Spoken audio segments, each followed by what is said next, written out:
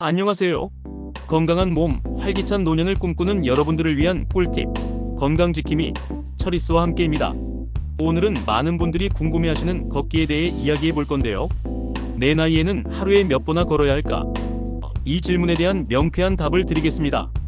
많은 분들이 무조건 많이 걷는 게 좋다고 생각하시지만 사실은 그렇지 않다는 점.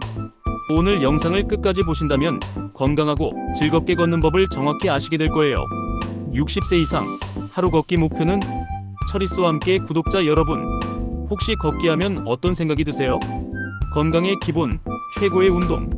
모두 맞는 말입니다. 하지만 하루에 1만 보라는 목표에 지치셨거나 무리해서 관절 통증을 겪고 계시진 않나요? 우리 몸은 나이가 들면서 조금씩 변하기 때문에 20대와 똑같은 운동 목표를 가질 순 없습니다. 그래서 오늘 60세 이상 시니어분들을 위한 최적의 걷기 목표와 부상 없이 걷는 꿀팁, 그리고 나에게 맞는 걷기 코스 선택법을 알려드릴게요. 이 영상 하나면 오늘부터 여러분의 걷기 습관이 완전히 달라질 겁니다.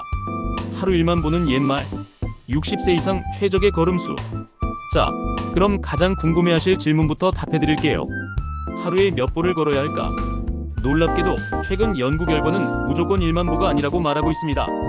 미국 하버드 의과대학 연구에 따르면 70세 전후 여성의 경우 하루 4,400보 정도만 걸어도 사망 위험이 크게 감소했습니다. 물론 더 많이 걸을수록 좋지만 7,500보 이상부터는 그 효과가 크게 증가하지 않았죠. 이는 우리 몸의 한계를 이해해야 합니다. 관절, 근육 등 신체 기능이 조금씩 약해지는 시니어에게는 무리한 걷기보다 꾸준함이 훨씬 중요합니다. 무리해서 1만 보를 채우려다 오히려 관절에 무리가 가거나 부상으로 이어질 수 있습니다. 그래서 제가 추천하는 목표는 바로 하루 6,000보입니다. 이 정도 걸음수는 일상생활에서 충분히 달성할 수 있는 목표이자 건강 효과를 극대화할 수 있는 황금 목표치라고 할 수 있어요. 무작정 걷지 마세요.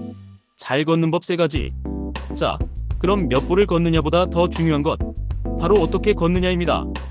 아무리 많이 걸어도 자세가 좋지 않으면 오히려 독이 될 수 있습니다.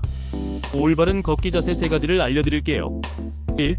시선은 정면, 어깨는 활짝.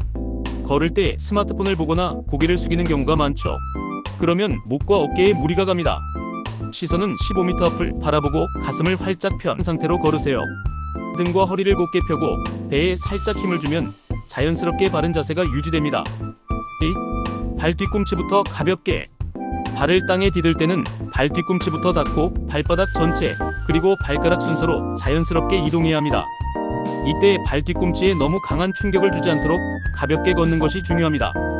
발을 끌지 않고 무릎을 살짝 들어올리며 걸으면 더욱 효과적입니다. 3. 팔은 자연스럽게 앞뒤로.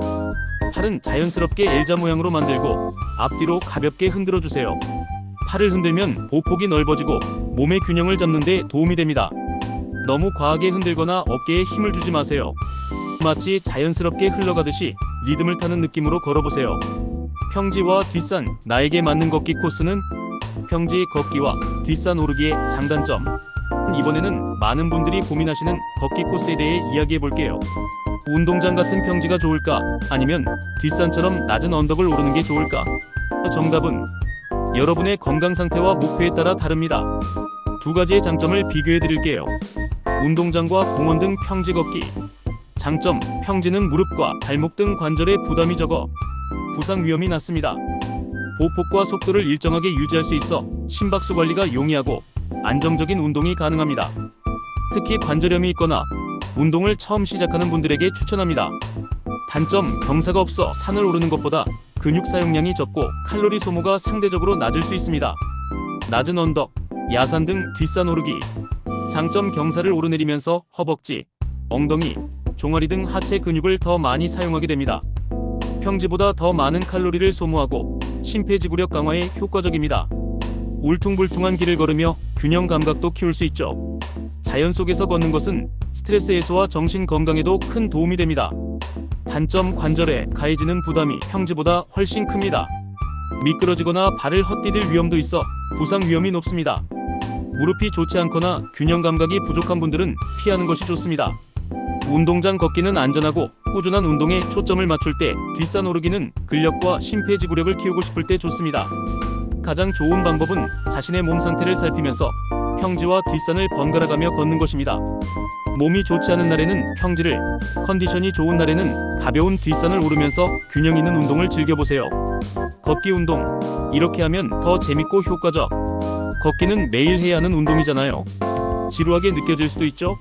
그래서 걷기를 더 즐겁고 효과적으로 만드는 팁 3가지를 추가로 알려드릴게요. 1. 친구, 가족과 함께. 혼자 걷는 것보다 누군가와 함께하면 걷는 시간이 더 즐거워집니다. 함께 이야기 나누고 서로 격려하면서 걸어보세요.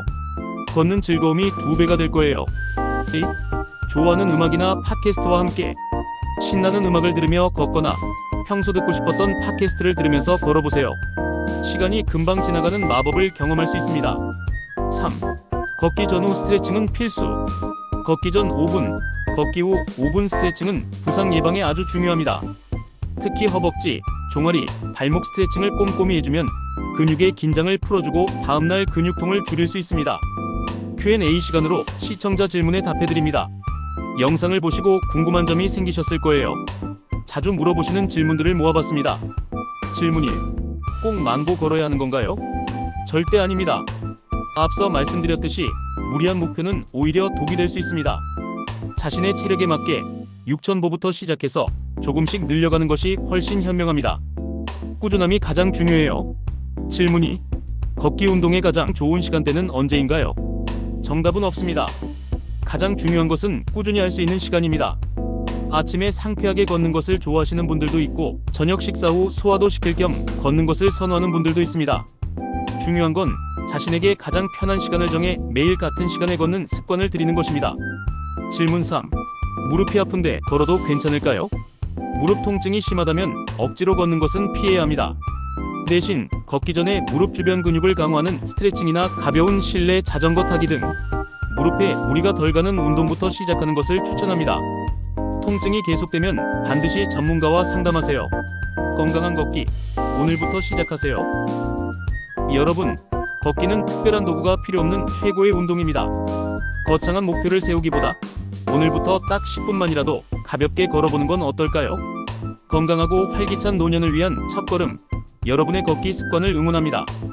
이 영상이 도움이 되셨다면 좋아요와 구독, 그리고 주변의 건강을 챙기고 싶은 소중한 분들께 많이 공유해주세요. 다음에도 더 유익한 건강 정보로 찾아뵙겠습니다. 감사합니다.